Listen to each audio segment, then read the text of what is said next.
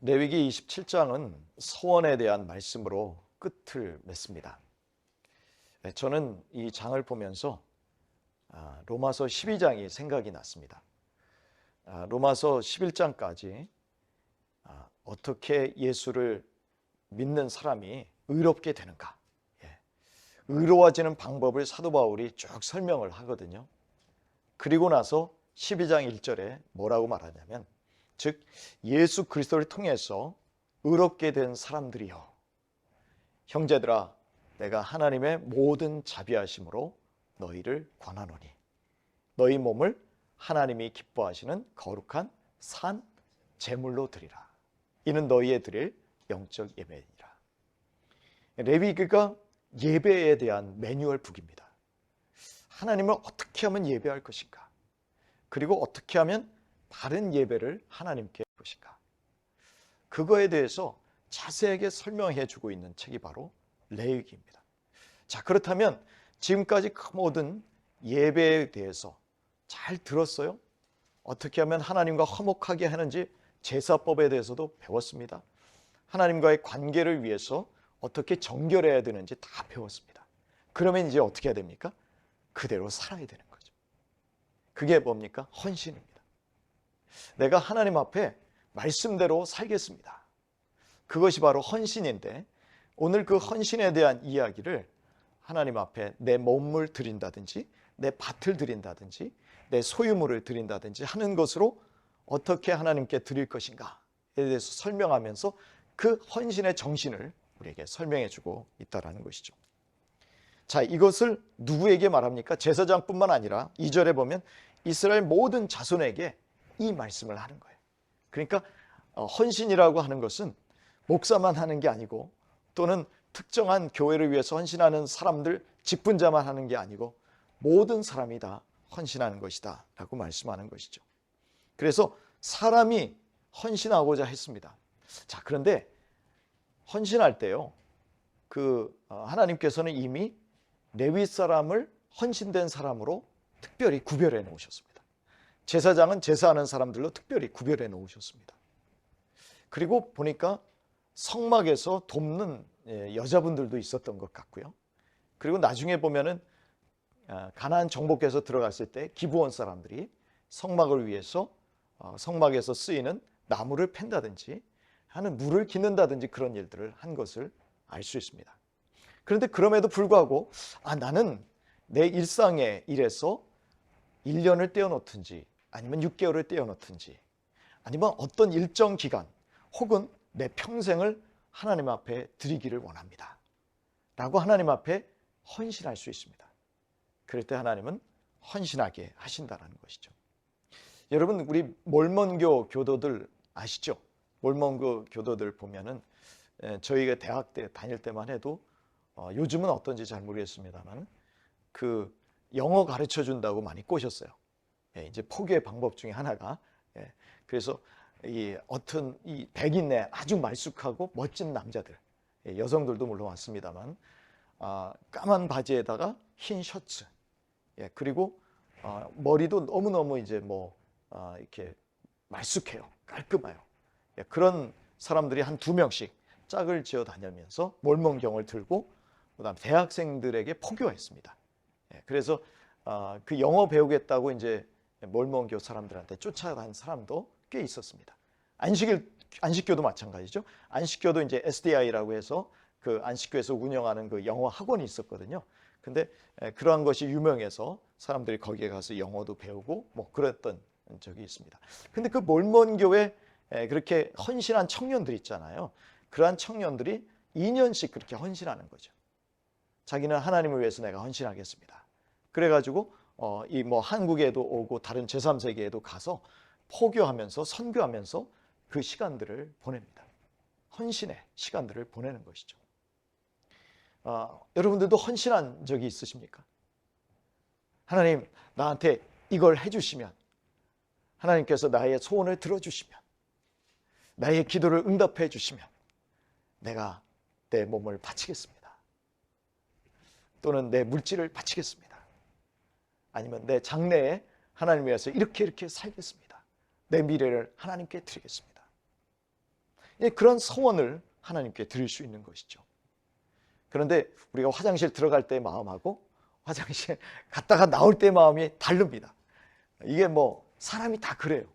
그래서 일단 하나님께서 기도를 응답해 주셨어요. 소원을 들어주셨어요. 그런데 그 소원을 들어주셨는데 마음이 바뀌어 버렸어요. 이거 어떡합니까? 하나님께서는 그런데 그런 사람일지라도, 그런 마음이 바뀌었을지라도, 그런 마음이 그런 사람에게 대해서, 바뀐 마음에 대해서 야단치지 않으시고, 그 마음이 바뀌었어? 알았어. 그러면 내가 대체하는 방법을 알려줄게 하고 내신 방법이란 말이에요. 사람이 자기가 헌신을 했는데 알고 봤더니 내가 장막을 위해서, 성소를 위해서 헌신하고 있어요. 근데 거기는 벌써 다 사람이 찼어요. 또 그런 경우도 있죠. 마음이 바뀌었을 수도 있지만 여건이 안 되는 거예요. 이미 사람들이 거기에서 다 열심히 일을 하고 있으니까 내가 들어가서 헌신할 자리가 없어요. 헌신하려면 한 몇 년 기다려야 된대요. 그러면 어떻게 하겠습니까? 그래요? 그런데 내가 하나님 앞에 헌신은 했고, 하나님과 헌신했다는 게 뭐예요? 약속한 거잖아요. 약속을 했는데 어떻게 할까요? 그래서 하나님께서 주신 방법이 이거예요. 그래서 이제 20살부터 60세까지는 가장 경제적으로 왕성하게 활동할 시기지 않습니까? 그러니까 그때에는 어떻게 해요? 50세겔을 내라 라고 하는 것이죠. 근데 이 한 달에 모으는 그 한 달의 월급이 그 당시로 따져보면 대략 1세겔이었다고 합니다. 자, 그러면 50세겔이면 도대체 몇 년을 해야 되는 거예요? 50세겔이면. 그러면 좋게 4년 이상은 해야 된다는 얘기죠. 그러니까 4년 동안 내가 꼬박 안 쓰고 저축해가지고 모은 돈, 그걸 갖다가 하나님 앞에 드리라는 것입니다. 너무 세죠? 별로 안 셉니까? 아니, 4년을 꼬박 그것도 하나도 안 쓰고 다 저축해 두었다가 그거를 네가 헌신할 수 없다면, 만약에 내 마음이 바뀌어서든지 아니면 여건이 안 돼서든지 어쨌든 헌신을 했는데 못한다면, 그러면 네 나이가 몇 살이야? 거기에 따라서 하나님 앞에 드리는 액수가 달라진다는 것이죠. 그래서 거기에 차등을 두셔가지고 거기에 따라서 하나님 앞에 바치게 했다는 겁니다. 그러면 어떻게 돼요? 그 돈을 하나님 앞에 성전에 바치면은 나는 이제 내가 하나님 앞에 헌신한 것을 하나님께서 받아주신 거예요. 그러면 더 이상 내가 그 헌신에 묶이지 않게 된다는 것입니다. 여러분, 우리 사무엘 잘 아시죠? 사무엘은 한나 어머니가 기도해서 서원해서 낳은 아들입니다. 그러니까 하나님 앞에 간절히 기도해서 그 사무엘이라는 아들을 낳아요. 그런데 이게 사람이라는 게 그렇잖아요. 그동안에 아이가 없었다가 하나님께서 기도해서 아이를 주셨다면 그 아이가 얼마나 이쁘겠어요. 얼마나 사랑스럽겠어요. 가만히 생각해 보니까 이거 내가 너무 쉽게 소원했네. 이 아이를 어떻게 내가 하나님 앞에 바쳐? 이 귀여운 아이를 내가 어떻게 바쳐? 라고 생각할 수 있습니다. 그럴 때 어떻게 할 수 있나요? 하나님 앞에 바치지 않고, 오늘 여기에서 보니까 이렇게 그 아이의 나이가 몇 살이냐면 1개월로 6절 보면 1개월로부터 5살까지는 남자면 그 값을 은 5세겔로 하고 라고 되어 있습니다. 한 세겔이 월급이라 그랬죠. 5세겔이면 얼마입니까? 5개월 동안의 월급이에요. 아니, 그 아이가 이제 5살도 채 안 된 아이인데 그걸 그렇게 비싸게 바치라고요? 이 보니까는 한나의 가족이 꽤 유복했던 가족인 것 같아요. 잘 사는 가족이었으니까 얼마든지 그것을 아마 바칠 수도 있었을 것입니다. 그러나 한나는 하나님 앞에 그 아이를 약속한 대로 바칩니다. 돈으로 대체하지 않습니다. 하나님께서 주신 그 하나의 아이를 하나님 앞에 바치는 것이죠. 그 아이의 나이가 몇 살쯤 되었을까요? 아마 학자들이 추정하기는 대체로 3살에서 4살 정도 되었을 것이다. 왜냐하면 젖대고 나서 바쳤기 때문에. 저 때는 나이가 많게는 뭐 5살까지도 되었다 그래요. 그러나 대체로 보면 젖을 때는 나이가 한 3살 정도, 4살 정도 되었다 그러면 한번 생각해 보십시오. 한나가 그 사무엘을 데리고 성전에 데리고 갑니다. 또 그 아이를 바치기 위해서 서원제를 드리기 위해서 뭐 수소도 마련해서 가는 거예요. 그 아이를 하나님께 바치고 나면 뭐예요? 이제는 이 아이를 명절 때마다 자기가 찾아와서 보지 않는 한 볼 수가 없습니다. 여러분, 어머니의 마음에 한번 헤아려 보시죠. 아버지의 마음도 한번 헤아려 보시죠. 그 사랑하는 아들을 내가 못 본다고 한번 생각해 보십시오. 그러나 한나는 그 아이를 하나님 앞에 바칩니다. 엘리 제사장에게 와가지고 하나님, 이 아이 아시죠? 내가 기도해서 낳은 아들입니다. 내가 서원해서 낳은 아들입니다. 그런데 하나님이 서원해서 주셨기 때문에 내가 기꺼이 바칩니다. 하나님 앞에 바칩니다. 여러분, 그랬더니 어떤 일이 일어나는지 아십니까? 하나님께서 서원한 사무엘의 어머니 한나에게 그 이후에 3남 2녀를 주십니다. 하나도 낳지 못해서 너무나 힘들어했고, 그래서 가슴이 답답하고 괴로워서 눈물 흘리며 기도하며 그렇게 하나님 앞에 통곡했던 한나가 서원에서 낳은 아들을 기꺼이 바치니까, 하나님 앞에 약속한 것을 신실하게 바치니까 하나님께서 그 한나에게 3남 2녀를 그 이후에 주셨다는 것입니다. 여러분, 하나님께서 원하시는 건 뭐냐면요, 대체하는 것도 중요하지만 하나님 앞에 약속했다면 지키라는 겁니다. 왜요? 하나님은 신실하신 하나님이시기 때문에. 하나님은 신실하셔서 우리를 사랑하신다면 끝까지 사랑하시는 분입니다. 여러분, 믿으십니까? 하나님의 사랑은 변함이 없습니다. 우리 어제 본 말씀 있잖아요. 우리 어제 본 말씀 한번 같이 다시 한번 보실까요? 26장입니다. 26장이에요. 26장에 보면 이스라엘 백성들이 엄청나게 죄를 지었어요. 근데 회개하지 않고 또 죄를 지어요. 더 죄를 지어요. 마음이 강팍해지고 완악해져요. 그럴 때 하나님께서 이들에게 징벌을 내리십니다. 그런데 징벌을 내리시고 끝나는 게 아닙니다. 이들을 다시 회복시키십니다. 말을 안 들으면 진짜 가만두고 싶지 않으실 텐데 하나님께서는 반드시 그 당신의 백성을 회복시키신다고 말씀하세요. 자, 한번 40절부터 우리 45절까지 한번 같이 말씀을 읽도록 하겠습니다. 26장 40절부터 45절입니다. 읽겠습니다.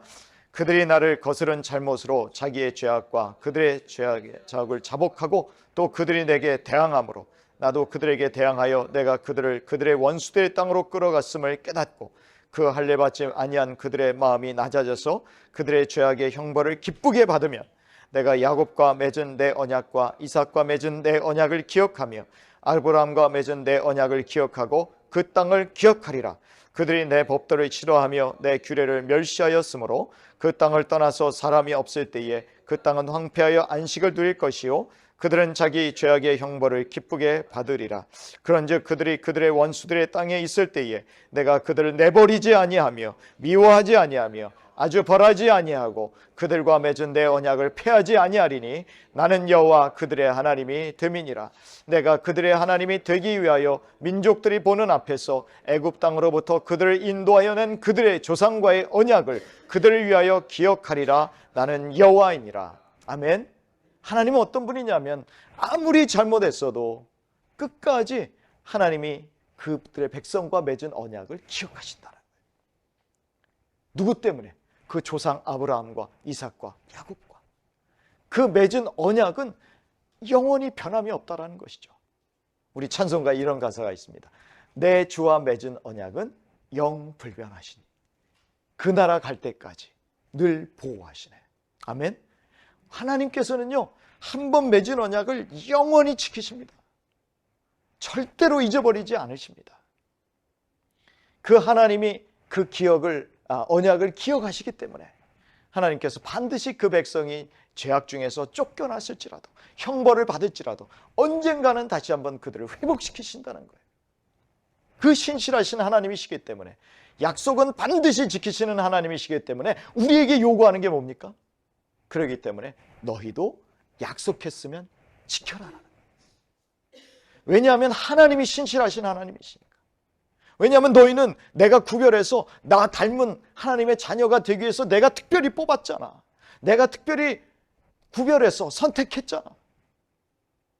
그러니까 밥 먹듯이 약속을 어기지 말고, 하나님 앞에서 약속을 했냐?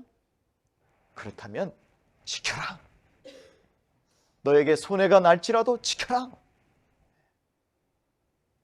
그래야 네가 나를 닮은 하나님의 자녀가 되는 거야 라고 말씀하시는 거죠.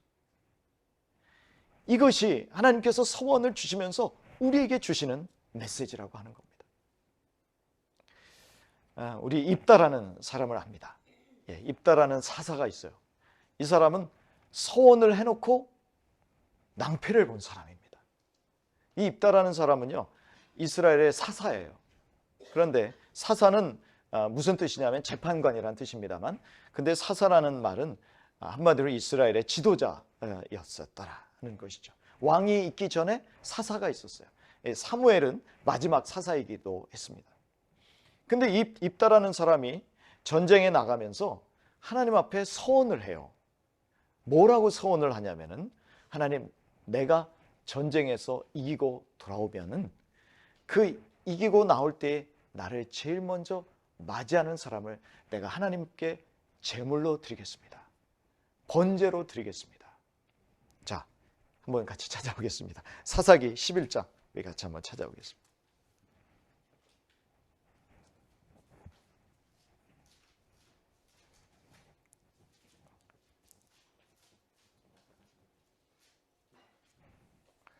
사사기 11장 29절부터 33절까지의 말씀입니다. 같이 한번 읽겠습니다.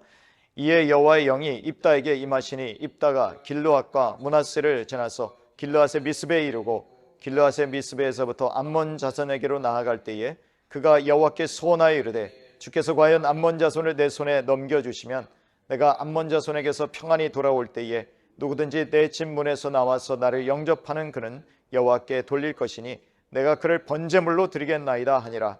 이에 입다가 암몬 자손에게 이르러 그들과 싸우더니 여호와께서 그들을 그의 손에 넘겨주심에 아로엘에서부터 민닛에 이르기까지 20성읍을 치고 또 아벨 그라밈까지 매우 크게 무찌르니 이에 암몬 자손이 이스라엘 자손 앞에 항복하였더라. 여러분 한번 생각해 보세요. 입다가 서원을 해서 하나님이 이기게 해주신 걸까요? 여기에 그런 흔적이 없습니다. 하나님이 응답하셨다. 그가 서원했기 때문에 응답했다라는 서원이 없습니다. 자, 그런데 입다가 자기가 승리하고 나서 어떤 반응을 보이냐면 34절부터 한번 같이 한번 읽어보겠습니다. 34절부터 입다가 미스바에 있는 자기 집에 이를 때에 보라, 그의 딸이 소고를 잡고 춤추며 나와서 영접하니 이는 그의 무남동녀라. 입다가 이를 보고 자기 옷을 찢으며 이르되 어찌할꼬 내 딸이여, 너는 나를 참담하게 하는 자요, 너는 나를 괴롭게 하는 자 중에 하나로다. 내가 여호와를 향하여 입을 열었으니 능히 돌이키지 못하리로다 하니 딸이 그에게 이르되 나의 아버지여, 아버지께서 여호와를 향하여 입을 여셨으니 아버지의 입에서 낸 말씀대로 내게 행하소서. 이는 아버지께서 아버지를 위하여 아버지의 대적 원수를 갚으셨음이다 하니라. 여러분 생각해 보세요. 이게 아버지하고 딸하고 신앙이 좋네 이렇게 생각이 드십니까? 아빠가 자기를 갖다가 불태워서 죽이겠대. 물론 이 산채로 죽인다는 얘기는 아닙니다.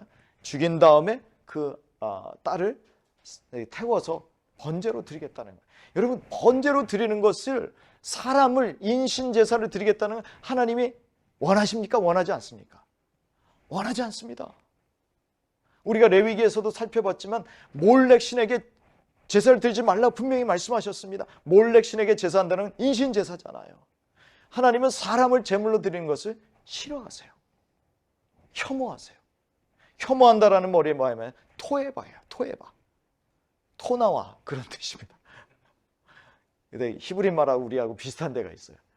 토나와. 그러니까 이 토에바, 토가 나오는 그 일이 뭐예요? 인신제사였다는 거예요. 하나님이 혐오하시는 일이었다는 거예요. 아니 근데 그 일을 하나님께서 받으신다고요? 아무리 내가 하나님 앞에 서원했다고 해도 생각해 보세요. 하나님 앞에 인신제사 드리는 걸 하나님 기쁘게 받으시겠냐? 아니죠. 그러면 어떻게 해야 되겠습니까? 레위기에 보면 분명히 이것을 갖다가 다시 물으는 방법이 있단 말이에요. 되돌리는 방법이 있단 말이에요. 그러면 그 말씀을 따르면 될 거 아니냐 이거지. 그렇죠? 그러면 제사장에 가서 내가 이만저만해서 서원을 했는데 아니 그만 나는 우리 집 강아지가 나올 줄 알았더니 아니 이 제 딸이 나왔어요. 이거 어떻게 해야 됩니까? 하나님은 분명히 인신제사를 원하시지 않는 걸로 저는 아는데 어떻게 해야 됩니까? 그러면 여기 분명히 하나님 앞에 해답이 있을 거 아니겠습니까? 하나님이 그런 것을 염두에 두고서 여기에다가 피할 길을 내신 거 아니에요. 대처하는 방법을 주신 거 아닙니까? 아니 그런데 어떻게 합니까? 아버지나 딸이나 부전여전이죠. 딸은 아버지 하나님께 맹세했으니까 서원했으니까 지키세요. 절 죽여서 번제 드리세요. 저는 근데 한 가지 소원이 있어요. 제 친구들하고 석 달 동안만 좀 지내다가 그리고 저를 번제로 드리세요. 무슨 상황입니까? 하나님의 말씀을 모르는 거죠. 하나님에 대한 지식이 없는 거죠. 하나님에 대한 지식이 없으니까 어떻게 돼요? 엉뚱한 짓을 하는 거예요. 그렇게 되면 어떻게 됩니까? 망하는 겁니다. 우리가 예전에 부흥회 할 때 우리 부흥 강사들이 오셔서 자, 이 성전 건축을 위해서 여러분 서원하시기 바랍니다. 그래가지고 이 유능한 부흥사일수록 돈을 많이 이렇게 헌금을 작정하게 하시는 분들이 있는데 자, 그런데 어느 날 이 부흥 강사의 이야기를 듣고 어느 집사님이 A 집사님이 헷가닥했어요. 그래가지고 자기도 그냥 모르게 자기의 분수에 지나치게 너무 많은 금액을 하나님 앞에 내가 드리겠습니다. 헌금하겠습니다. 이랬단 말이에요. 자, 여러분 그러면 헌금하기로 내가 서원을 했으니까 반드시 지켜야 되는 거죠. 그렇게 하지 말라는 겁니다. 사실 그렇게 하는 방법부터 잘못된 거죠. 내가 하나님 앞에 드릴 수 있는 여력이 되는 만큼 하나님 앞에 드리는 게 헌금이지 나의 분수에 지나도록 빚을 내서까지 집을 팔아서까지 하는 것이 헌금이 정신이 아닙니다. 하나님은 그걸 원하시지 않습니다. 모르기 때문에 그것 때문에 어떻게 괴로워하죠. 근데 성경을 잘 읽어보면 하나님께서 그 피할 길을 내셨다는 걸 알면 괴로울 필요가 없습니다.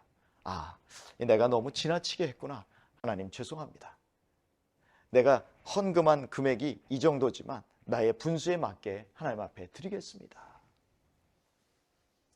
하나님 앞에 신실하게 내가 안 갚는 거 아니지만 그러나 나의 형편에 맞게 하나님 앞에 드린다면 하나님이 왜 그것을 너는 신실하지 못하다라고 타박하시겠습니까? 아니라는 거죠. 우리가 그런 면에서 하나님의 말씀이 무엇을 원하시는지를 알아야 됩니다. 무식하지 않아야 됩니다. 그래서 우리가 열심히 말씀도 읽어야 돼요. 그래서 말씀에 대한 지식이 있어야 된다는 것을 오늘도 우리에게 가르쳐주고 있습니다. 자, 이렇게 하나님 앞에 신실하게 살아갈 때에 아까 우리 한나에게서도 봤습니다만 한나에게서처럼 하나님께서 더 풍성한 것으로 채워주시더라. 신실하게 살아갈 때 하나님께서 은혜를 베푸시더라라는 것입니다. 우리가 한 군데 더 찾아볼 것은 사도행전 5장입니다. 우리 아나니아와 삽비라의 사건을 한번 좀 살펴보기를 원하는데요. 자, 5장 1절부터 6절까지의 말씀인데요. 한번 같이 한번 읽어보도록 하겠습니다. 아나니아라는 사람이 그의 아내 삽비라와 더불어 소유를 팔아 그 값에서 얼마를 감춤해 그 아내도 알더라. 얼마만 가져다가 사도들의 발 앞에 두니 베드로가 이르되 아나니아여 어찌하여 사탄이 네 마음에 가득하여 네가 성령을 속이고 땅값 얼마를 감추었느냐. 땅이 그대로 있을 때는 내 땅이 아니며 판 후에도 내 마음대로 할 수 없더냐. 어찌하여 이 일을 내 마음에 두었느냐. 사람에게 거짓말한 것이 아니요 하나님께로다. 아나니아가 이 말을 듣고 엎드러져 혼이 떠나니 이를 듣는 사람이 다 크게 두려워하더라. 젊은 사람들이 일어나 신을 싸서 빼고 나가 장사하니라. 이분들의 잘못은 뭔가요? 하나님 앞에 정한 대로 안 드렸으니까 문제가 된 것입니까? 아닙니다. 뭐가 문제가 된 거예요? 거짓말한 게 문제가 된 것이죠.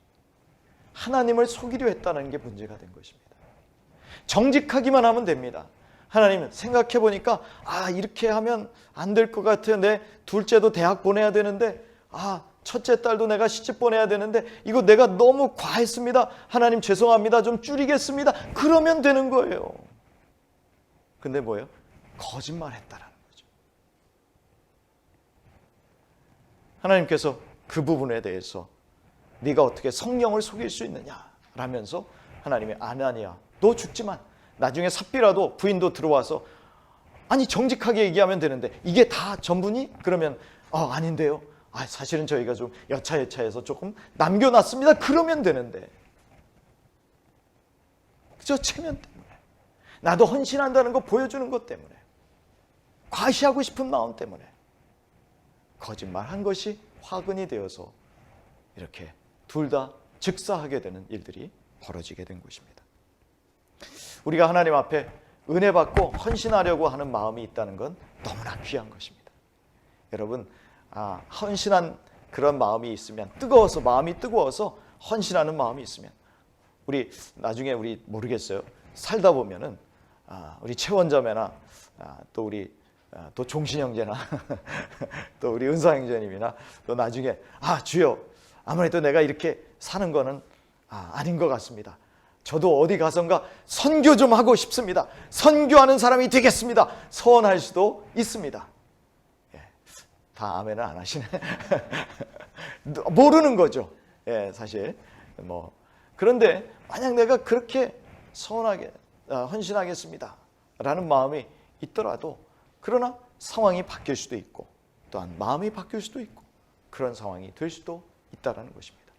그러나 그때라도 하나님께서는 그 바뀐 상황을 알맞게 조정을 하십니다. 사실 이 값을 매길 때 굉장히 많은 값을 매기잖아요. 그러니까 거기에서 우리에게 주시는 교훈은 뭐냐면은 함부로 헌신은 하지 말라라는 이야기입니다. 내가 대체하는 방법을 마련해 놓긴 하지만 보니까 비싸네요. 이거 만만한 게 아니구나. 또 양이나 또 내가 좋은 걸 드리다가 그걸 보고 나서 내가 이게 너무 좋은 걸 드렸네 하고 덜 좋은 거를 바꿔치기 하려다가 어떻게 됩니까? 하나님이 못하게 하세요. 바꿔치기 하려다가 걸리잖아요. 그럼 어떻게 됩니까? 둘 다 바쳐야 돼요. 하나님께서는 마음을 중요하게 여기십니다. 여러분 오늘도 신실하게 하나님 앞에 서원한 것을 갚으시되 그러나 먼저 신중하게 생각하고 헌신하시고 서원하시기를 바랍니다. 그러나 또 하나는 우리 입다에게서 본 것처럼 하나님을 좀 알아야 됩니다. 마지막으로 제가 보면서 우리가 진짜 이 시대에 헌신할 것이 무엇인지를 한번 생각하게 하는 부분이 마지막 30절에서 33절까지의 말씀입니다. 그것은 무엇이냐면 11조에 관한 것입니다. 자, 30절부터 33절까지 다시 한번 읽어볼까요? 그리고 그 땅의 10분의 1 곧 그 땅의 곡식이나 나무의 열매는 그 10분의 1은 여호와의 것이니 여호와의 성물이라. 또 만일 어떤 사람이 그의 11조를 물으려면 그것의 5분의 1을 더할 것이요 모든 소나 양의 11조는 목자의 지팡이 아래로 통과하는 것의 10번째 것마다 여호와의 성물이 되리라. 그 우열을 가리거나 바꾸거나 하지 말라. 바꾸면 둘 다 거룩하리니 무르지 못하리라. 저는 이 11조에 대한 부분, 헌금에 대한 부분을 설교하면 교인들이 되게 알러지 반응을 보이는 경우가 많습니다. 요즘 특히 그래요. 아니 목사님이 어떻게 헌금에 대한 설교를 해? 그런데요, 성경은 헌금에 대해서 이야기하고 있습니다. 여러분, 이스라엘 사람들은요 10의 1조만 드리지 않았습니다. 그 사람들은 11조를 갖다가 한 10의 2, 3조는 드린 것 같아요. 4가지의 11조를 드렸어요. 레위 사람 제사장들을 위해서도 11조를 하고, 그 다음에 절기를 위해서도 11조를 하고, 그 다음에 또 가난한 사람들을 위해서도 11조를 했습니다. 어떻게 보면 하나님께서 이스라엘 백성들에게 참 요구하시는 것이 많았어요. 근데 이스라엘 사람들이 그것을 지킵니다. 어떤 정신이 있었기 때문에 지키느냐 하면 모든 것은 하나님의 것이다라는 정신이 있었기 때문입니다. 11조를 말하는 것은 뭐냐면은 10분의 1만 하나님 앞에 드리라 하는 규정이 있는 것은 최소한의 규정인데, 그것이 강조하는 것은 뭐냐면은 너가 가진 모든 것을, 소유물들, 하나님이 주신 내 소득은 모두 다 하나님이 주신 것이다라는 정신이죠. 그래서 하나님이 이걸 내라고 하는 거예요. 나머지 10분의 9는 내가 너희들 마음대로 쓰게 내버려 둘게. 그거는 너희들이 써도 돼. 그러나 10분의 1만큼은 나에게 좀 다오. 하나님이 없어서 달라고 하신 게 아닙니다. 하나님이 가난해서, 부족해서 달라고 한 게 아닙니다. 그게 뭡니까? 그것만큼은 네가 지킴으로써 10분의 1, 이걸 지킴으로써 나에게 주신 모든 것이 하나님의 것이었지 라는 것을 기억하라는 것이죠. 여러분, 신약시대에 오면 이 정신이 사라집니까? 저는 그렇지 않다고 봅니다. 신약시대에는 11조 하라는 말은 없습니다. 그러나 여전히 자원하는 마음으로 하나님 앞에 헌금을 드리라는 마음이 있는 것이죠. 이제는 뭡니까?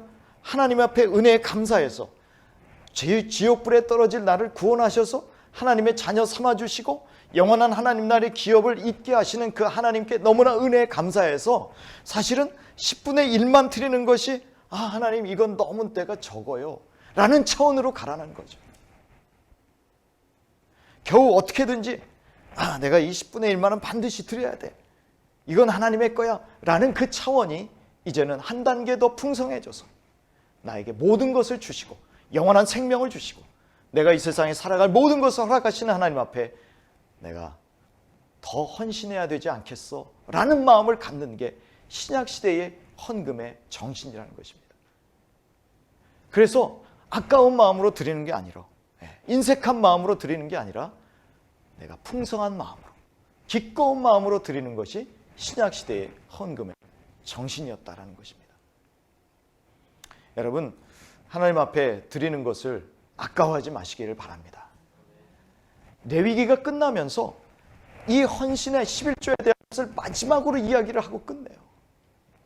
여러분, 우리가 살아가고 있는 이 자본시대, 자본주의 사회에 있어서 돈은 하나님입니다. 그렇죠? 우리의 모든 결정할 때에 그 기준이 이 돈이, 어쩔 수 없이 돈이 들어가게 돼요. 어떤 때는요, 그래서 하나님과 돈이 싸우면 누가 이깁니까? 돈이 이겨요. 돈이 더 세요. 그래서 예수님도 하나님과 돈을 겸하여 섬기지 못한다라고 분명히 말씀하셨다. 그만큼 돈이 셉니다. 그런데 그만큼 돈이 센 이 세상에서 살아가는 우리가 그 중에 얼마를 구별해서 하나님 앞에 드린다는 것. 모든 것은 다 하나님의 것입니다. 그래서 그 신앙 고백으로 하나님 앞에 드립니다 라고 고백하는 것은 하나님께서 진정한 헌신으로 받으시겠다는 것입니다. 여러분, 물질은, 돈은 저렇게 목사가 돈을 강조하는 건 참 싫다, 그게 아니라 하나님과 대등한 힘을 가지고 있는, 권력을 가지고 있는 그 돈을 하나님 앞에서 기꺼이 드릴 줄 아는 신앙의 사람이 되는 것, 그것이 진정한 헌신이구나. 여러분, 그것을 마음속에 깨닫고 평생 실천하면서 살아가시기를 바랍니다. 여러분, 반드시 하나님께서 여러분들에게 물질에 부족함이 없이 복을 주실 줄 믿습니다. 저는 구약이나 신약이나 모든 말씀은 다 하나님의 말씀이라고 믿거든요. 말라기에서 뭐라고 말씀하세요? 너희가 하나님 앞에 한번 시험을 해봐, 11조를 드려봐, 나의 창고를 한번 채워봐, 그러면 너에게 채워지는지 한번 테스트해보라고 말씀하셨습니다. 그 구약의 하나님은 여전히 오늘날에도 하나님이십니다. 여러분, 하나님께서 모든 걸 주신 줄 믿으시죠? 그렇다면 그 물질을 하나님 앞에 온전히 드리는 헌신, 그렇다면 여러분 평생에 아마 여러분과 여러분의 자손들도 하나님께서 풍족하게 채워주시는 은혜가 있을 줄 압니다. 제가 아는 미국의 이 2세들을 보면요, 얼마나 그 친구들이, 신앙 좋은 친구들은요 10의 1조만 드리지 않더라고요. 10의 2조, 3조 드립니다. 그런데 놀라워요. 그들이 살아갈 때 하나님께서 얼마나 부어주시는지. 그래서 제가 1세들이 참 배웁니다. 1세들은 발발발 떨더라고요. 1세들은 그 이민 와가지고 이 세탁소 하면서, 우리 종신 형제도 이 왼쪽 어깨가 아프잖아요. 이 세탁소 하시는 분들의 직업병이 뭐냐면 어깨 아픈 거예요. 맨날 이거 거니까, 세탁물 받아서 거니까. 청소하죠. 식당에서 일하죠. 자, 그러니까 1불이 뭐예요? 얼마나 귀중한지 몰라요. 1불 가지고 발발발 떨어요. 그래서 그 이민 1세들이 미국에서 11조 한다는 건 대단한 거예요. 저는 그분들 대단히 칭찬해 줘야 된다고 봐요. 그런데 2세들은요, 그것을 뛰어넘더라고요. 하나님 앞에서 받은 것을 갖다가 아낌없이 드릴 줄 아는 그 친구들에게 하나님께서 풍성하게 부어주시는 것을 저는 옆에서 목도하는 것을 보면서 살아계시는구나, 하나님은 지금도 살아계시는구나를 깨닫게 되었습니다. 마지막으로 헌신하는 여러분들에게 그런 직업의 헌신이 있기를 바랍니다. 이것은 우리 조 목사님이 늘 말씀하시는 대로 너희 바로 이 교회만 헌신하지 마라고 말씀하시잖아요. 11조를 제가 말씀드리는 것은 꼭 이 교회만 내라는 것이 절대 아닙니다. 여러분들이 생각할 때 내가 이 하나님 앞에 드리는 헌신이 꼭 필요한 것이 있다면 그것을 향해서 얼마든지 헌신할 수 있습니다. 중요한 건 뭡니까? 이 교회뿐만 아니라 하나님 앞에 드리고자 하는 마음, 정성된 마음이 중요하다는 것을 기억하시고 여러분 모두 신실하게 헌신하시기를 바랍니다. 그리고 결정하시기 전에 신중하시기를 바랍니다. 그리고 하나님의 뜻에 맞는지를 살피시기를 바랍니다. 그리고 하나님 앞에 인색함으로 하지 마시고 기꺼운 마음으로 헌신할 수 있게 되기를 주님의 이름으로 축복합니다.